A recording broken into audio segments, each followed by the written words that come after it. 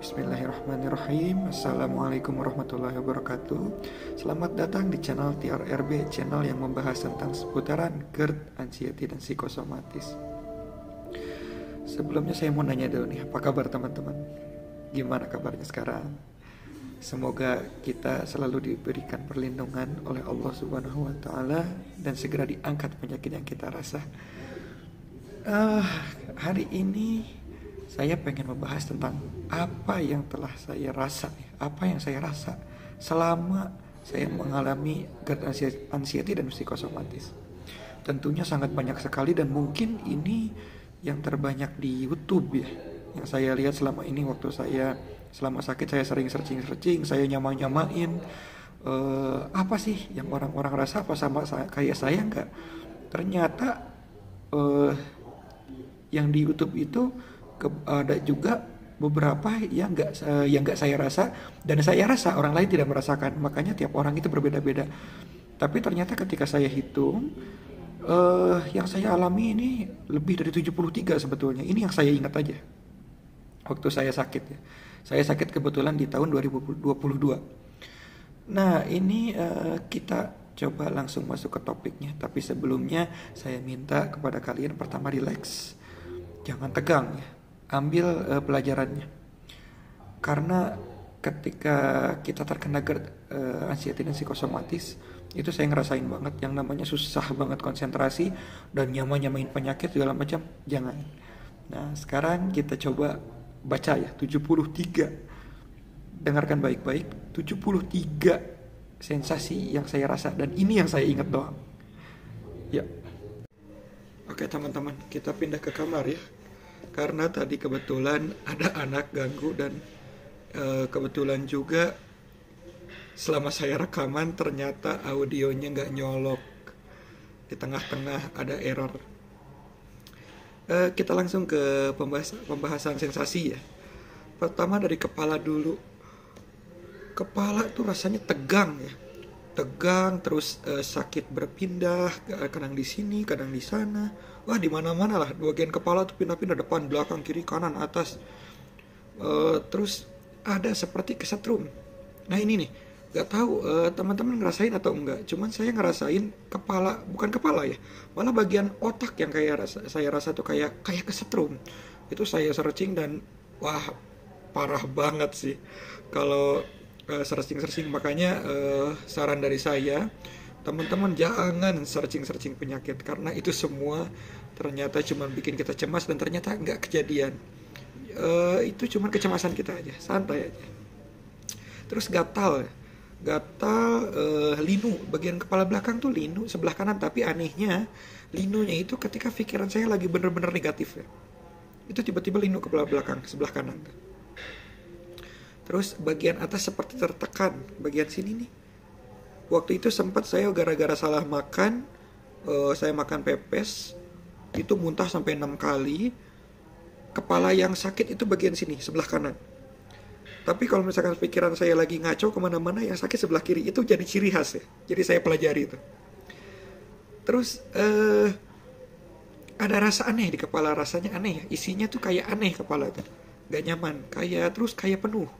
Jadi kayak kepala itu bisa dibilang kayak mau pecah ya, kayak mau neken keluar gitu. Nah itu bagian kepala. Selanjutnya kita ke bagian mata. Mata buram udah pasti ya, umum ya.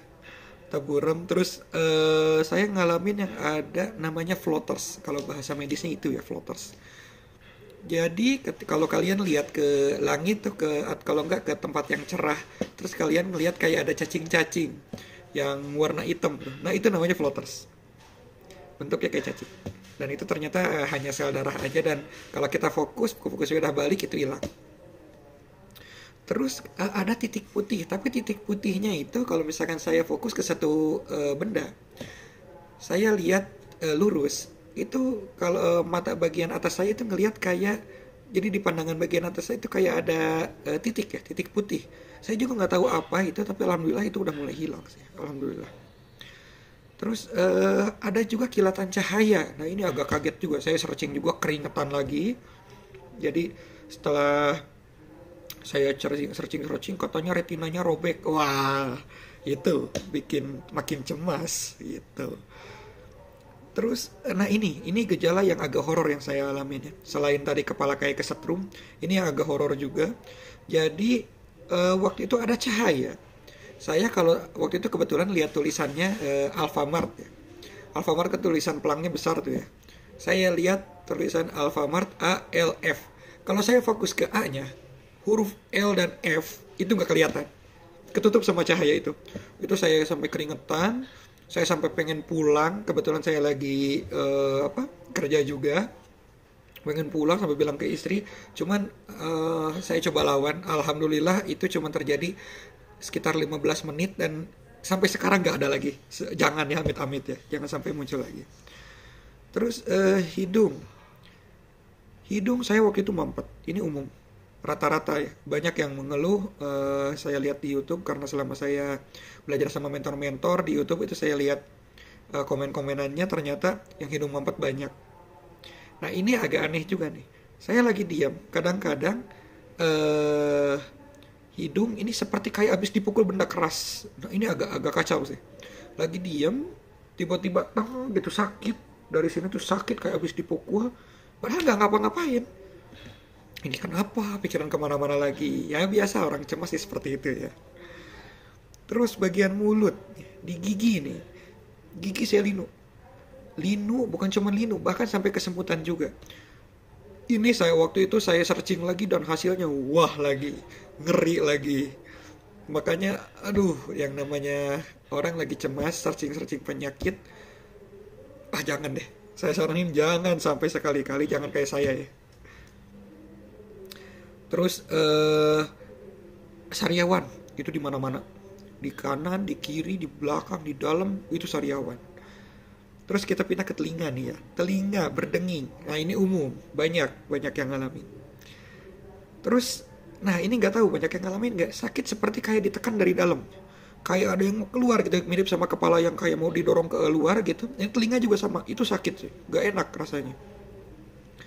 Terus selanjutnya leher kaku, terus kayak ada urat ketarik. Ini agak horor juga.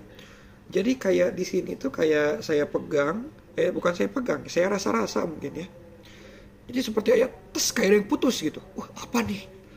Kok kencang banget gitu, kayak udah kencang terus kayak ada yang putus. Wah pikiran saya kemana-mana, keringetan banyak. Tapi alhamdulillah gak kenapa-napa juga. Pikiran aja. Karena mungkin pikiran kita terlalu banyak, kitanya tegang. Dan saya nggak stretching waktu itu, belum tahu. Terus ganjal di sini, di leher tuh kayak ganjal, kayak ada kelereng di dalamnya tuh. Terus rahang kaku. Nah ini ada cerita waktu itu, waktu pertama saya kena. Jadi saya makan sehari paling 6 suap tuh. Pagi 3 suap, sore 3 suap, karena saking kakunya ini nih.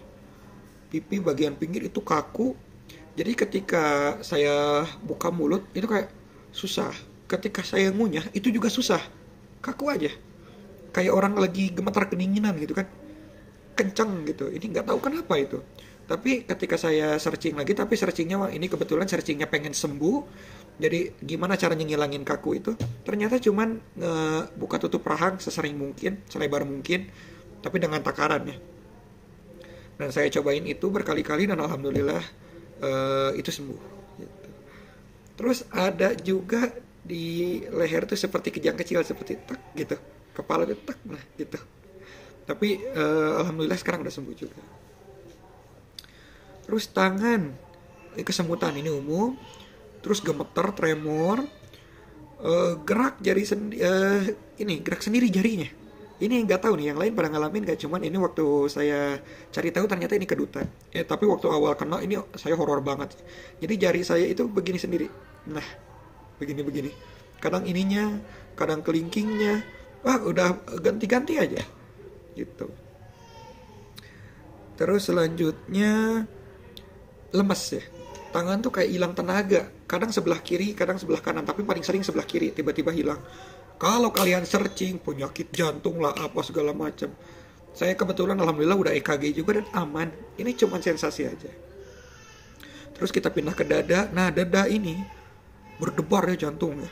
Oh, berdebar sering banget itu. Saya salah makan itu berdebar. Bangun tidur berdebar. Kalau sholat sujud itu berdebar seudah sholatnya. Terus kalau dari duduk langsung berdiri itu berdebar juga. Saya sampai mikir ini beneran nggak penyakit jantung gitu ya. Tapi ternyata enggak, alhamdulillah. Terus sesak ya, nafas sesak, ulu hati di sini kayak ada yang ganjel. Terus sering narik nafas panjang, jadi ini tuh kayak habis nangis. Kalian mungkin tahu ya kalau yang udah pernah nangis, ya, mungkin kalian udah pernah semua ya. Jadi kalau habis nangis kan kita tarik nafasnya tuh gini. Nah seperti itulah ya. Nah seperti itu sering. Nggak tahu kenapa. Terus perut ya, kita pindah ke perut, begah, kembung, mual, muntah, linu. Itu umum. Kalian pasti pada ngalamin juga. Nah ini maaf agak jorok. BAB, BAK. Sering banget. Maaf, BAB itu kalau saya kadang berair, kadang keras ya. Gak bisa susah keluarnya. Dan kecil-kecil aja, sedikit-sedikit aja. Nggak tahu kenapa itu. Mungkin karena emang dari lambung kita. Setelah saya pelajari sih dari lambung tetap. Masalah utama segala macam yang kita rasa ini dari lambung. Tapi emang nanti mungkin akan saya jelaskan kenapa kita bisa seperti ini. Kenapa sensasinya sedahsyat ini. Kok lambung bisa segini sih? Gitu. Kenapa kok kayak kita nggak percaya ini dari lambung. Nanti mungkin di video selanjutnya bakal saya jelasin. Terus kaki ya. Kita masuk ke kaki. Kaki lemes jelas. Kadang kayak gak ada tenaganya banget sama sekali. Terus ada kejang kecil sama kayak leher, kayak tangan. Itu ada kejang-kejang kecil sedikit. Terus kebas. Udah jelas. Kalau saya dominan sebelah kiri kaki yang kebas. Ditambah lagi ada sensasi kaki itu seperti kayak dicabut ya. Serasa mau gitu. Kan kalau dalam Islam itu dijelaskan ya. Katanya kalau yang mau itu dicabut arwahnya dari kaki, dan karena itu saya udah tahu duluan. Ditambah lagi emang saya basicnya dulu pesantren dan dijelaskan tentang itu. Jadi pikiran saya kemana-mana ketika kaki itu ada sensasi yang aneh. Wah, kacau banget gitu. Selanjutnya kita masuk ke pikiran. Nah ini agak kacau ya pikiran itu. Negatif terus bawaannya. Mungkin kalian ngalamin ya, bukan mungkin, kayaknya semua deh yang kena psikosomatis ini semua. Dan saya bilang ini umum. Ini umum karena yang kita rasa sangat dahsyat. Dari pertama mungkin ada yang kena PA, ada yang enggak. Cuman biasanya mau yang kena PA atau yang enggak, itu pikirannya negatif. Karena kebetulan waktu itu juga udah ada yang sempat datang ke rumah, ngobrol-ngobrol, dan emang aneh-aneh ya. Pikiran negatif itu aneh-aneh. Sampai saya kadang pengen ketawa sendiri, ingat diri saya dan ingat keluhan orang-orang yang ngobrol sama saya gitu. Luar biasa. Terus ngaco ya, ngaconya mungkin gak usah saya jelasin ya, karena takutnya kalian malah masuk ke pikiran kalian, terus kalian ikut-ikutan lagi ngaco. Jangan deh, soalnya saya udah sembuh. Terus pikiran aneh ya, kayak kita tuh logikanya kayak gak jalan, ngaco gitu. Tapi lambat laun itu sembuh kok, alhamdulillah. Terus kita linglung, bingung, sampai saya lihat juga orang-orang yang udah kena tuh katanya ada yang sampai berangkat dari rumah ke warung, mau nyampe warung lupa dia mau beli apa, jadi linglung, lupa gitu ya. Sampai istri juga kadang nyuruh saya beliin sesuatu 3 jenis aja, pasti ada 1 jenis yang lupa. Itu saya alami. Terus waktu itu, nah ini lagi parah-parahnya banget, saya itu karena halusinasi. Jadi ketika waktu itu lagi parah-parahnya, tengah malam, jam 11 sana, saya masih bangun karena nggak bisa tidur ya, karena pikiran ngaco banget. Terus was-was juga. Ternyata tiba-tiba itu kayak, saya ngelihat kayak ada segerombolan orang datang kayak memukulin saya gitu. Saya sampai bilang ke dokter saraf itu, dan ternyata emang yaitu efek dari psikosomatis. Makanya kebetulan dokter saraf yang waktu itu ngobrol sama saya dia bilang, kamu kayaknya psikis deh. Saya nggak percaya, nggak nerima dong disebut gila atau apapun itu, amit-amit ya. Karena emang bukan kesana arahnya. Enggak, kita nggak gila, santai aja, tenang. Itu cuman ini aja, cuman halusinasi aja. Karena saking stresnya kita gitu. Terus takut penyakit berat, hipokondria disebutnya. Itu banyak yang ngalamin. Terus takut M yang nggak wajar. Ini nggak wajar banget takut M-nya. Sebetulnya santai aja. Kita nggak apa-apa kok. Tenang, umur kita masih panjang. Apalagi yang masih pada muda-muda. Tenang. Terus kita masuk ke rasa ya. Nah ini rasa. Emosi nggak stabil. Gampang marah. Terus gampang kesinggung. Banyak lah. Kadang denger anak nangis aja nggak sanggup kita. Rasanya pengen gimana gitu ke anak atau ke saudara, apalagi kalau ada juga tetangga yang senang dengar musik kencang. Kadang adik saya juga sering main game online kan, dia pakai headset, dia teriak-teriak, itu kadang saya kesel. Ya tapi kalau diingat-ingat lucu sih. Padahal ya kita masing-masing aja ya, nggak apa-apa gitu harusnya. Ya cuman karena kitanya lagi super sensitif, akhirnya begini. Terus selanjutnya gampang nangis. Nah ini sering banget saya alami. Dengar berita, kalau dengar berita buruk itu saya nggak nangis, tapi lebih ke waktu awal-awal sih takut banget ya dengar berita. Sampai waktu itu ada cerita lucu juga. Waktu itu kebetulan lagi di rumah mertua, jadi kebetulan juga lagi gerhana bulan. Saya nggak sengaja baca hadis, katanya ketika di gerhana bulan itu, ketika gerhana bulan itu tidak terjadi gerhana bulan kecuali ada orang yang lahir atau ada orang yang meninggal, katanya gitu. Saya ngerasa itu saya gitu kan. Ya, mampus nih gue nih. Kayaknya saya nih yang bakal M gitu. Itu anxiety itu kayak gitu. Ngaco banget kemana-mana, padahal nggak apa-apa. Kita lagi tiduran, saya lagi tiduran. Cuman baca gitu doang takutnya setengah mati. Sampai saya liatin jam. Karena gerhana itu terjadi dari maghrib sampai jam 9 malam. Saya liatin tuh, saya pantengin jam dari jam 6 sampai jam 9. Kebayang kan? Lucunya kayak apa. Terus lanjut lagi. Tegang. Selalu tegang, was-was, gelisah. Itu terus-terusan saya alamin. Terus gak nafsu makan ya, yang waktu saya bilang tadi.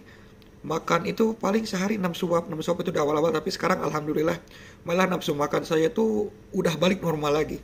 Pengen segala macam dimakan lagi, saya alhamdulillah sekarang makan sambal, makan apa. Terus ngerasa umur kayak pendek gitu ya. Kayak gak mungkin lah saya bisa hidup sampai tua gitu, gak tahu ya. Ada rasa kayak gitu, aneh banget ya. Jadi bawaannya tuh pikirannya aneh-aneh aja. Kayak kita tuh peramal yang handal gitu, padahal cuman anxiety. Rasa emang amit-amit ya. Semoga kita diberikan panjang umur dan kesehatan. Amin. Terus ini ada rasa merinding. Gak tahu kenapa badan sering merinding. Terus ada rasa gak jelas yang gak bisa dijelasin. Itu pasti kalian ngalamin lah. Rasa gak jelas yang gak bisa dijelasin. Terus hot flash. Nah hot flash itu kayak gini. Kalian ngerasa tangan atau badan atau muka atau kaki itu panas ya. Tapi sebentar. Panas sebentar. Malah kadang sampai muncul ruam. Nah itu kalau waktu saya cari tahu, saya pelajarin. Ternyata itu muncul dari stres yang berlebih. Makanya jangan stres lah. Dikit-dikit kurangin. Saya juga bisa, masa kalian enggak. Terus lanjut. Berkedut. Wah itu sebadan-badan ya. Saya dari muka sampai kaki itu berkedut. Ada kedutannya. Cuman emang rata-rata kedutan ada yang di sini biasa umumnya. Cuman ada orang-orang yang disebutnya somatisasi ya. Dari mentor saya dibilangnya somatisasi. Itu kedutannya bisa dari sini. Dan saya ngalamin itu. Jadi bisa dibilang yang somatisasi itu 70% lebih tersiksa daripada yang kena psikosomatis. Itu dari mentor saya sih. Apa 50% apa 70% saya juga lupa lagi. Yang pasti lebih tersiksa. Karena kita ngerasa-rasain apa yang kita rasa nih. Apa nih gitu. Terus lemas sebadan-badan saya alamin juga. Terus berkeringat banyak banget, itu saya alamin juga. Naik tangga ngos-ngosan. Nah ini nih. Ini tuh stamina kita habis, perasaan gak ada tenaganya. Naik tangga aja ngos-ngosan. Susah emang. Mau ngapa-ngapain jadi susah. Capek mulu bawaannya, pengen tiduran gitu kan. Pengen duduk. Pokoknya sehari-hari kita tuh nyamannya tiduran, duduk, nonton, main HP. Pikir-pikir ya kapan sembuhnya. Akhirnya makanya waktu itu saya akhirnya ngambil langkah. Saya ambil buku. Saya tulis semua apa yang saya rasa. Saya cari tahu cara menyembuhkannya. Gitu. Terus sering bersin. Nah sering bersin juga Ini saya alamin sampai waktu itu si istri sempat ngambek karena apa namanya, karena jarang mandi juga ya, jadi mulut bau gitu. Kalau saya bersin tuh jadi bau. Makanya semoga aja nggak kalian nggak ngalamin lah jarang mandi kayak saya waktu itu. Terus berkeringat berlebihan ya udah sering gitu. Tadi udah disebutkan juga. Ya baru segitu aja mungkin ya yang saya rasa. Semoga kalian nggak ngalamin sebanyak saya lah. Selanjutnya ini saya mau sampaikan beberapa hal, terutama di bagian sensasi ya. Jangan ketipu sama sensasi, karena sensasi ya hanya sensasi. Kenapa disebutnya sensasi? Emang kita rasakan, tapi itu nggak berbahaya. Santai aja, santai aja. Nah teman-teman maaf, pindah lagi ke ruang tengah karena tadi di kamar anak nangis lagi, jadi kepaksa videonya terpotong-potong, maaf ya. Kita lanjut pembahasannya. Tadi ada juga yang lupa, salah satu sensasinya itu sering sendawa ya. Itu sehari bisa beberapa kali. Dan tapi setelah sendawa itu rasanya nyaman ya, ringan gitu badan. Coba deh kalian rasa-rasain. Kalau udah sendawa tuh enakan badannya gitu. Nah, ini penutupan aja kali ya. Teman-teman sekarang udah tahu sensasi yang sebanyak itu aja yang saya rasa sampai 73 itu bisa sembuh. Apalagi teman-teman yang sensasinya gak sebanyak saya, pasti bisa lebih cepat sembuhnya. Saya bisa sembuh dalam 4 bulan dengan menggabungkan metode dari 4 coach ya. Jadi yang pertama itu coach saya itu ada Bang Erik, terus ada Bang Abdurrahman, terus ada Mas DJ. Terus waktu itu ada juga video yang saya lihat dari Bang Yogi kalau nggak salah. Itu metodenya saya ambil, saya metode 4P, metode yang lain-lainnya. Pokoknya banyak metode yang saya lakukan dan itu terbukti works ya, berhasil banget untuk saya dan cepat banget. Perkembangannya dari hari ke hari itu ada aja. Makin hari makin enak, makanan yang tadinya nggak bisa jadi mulai bisa, terus pikiran jadi mulai nyaman, tubuh juga udah mulai nyaman.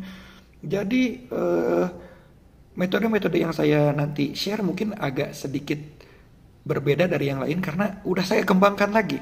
Jadi metode yang udah ada saya coba kembangkan lagi dan alhamdulillah berhasil untuk saya gitu. Semoga metode yang saya punya ini bisa membantu teman-teman. Ikutin terus video-video selengkapnya karena akan saya share ya di beberapa video selanjutnya.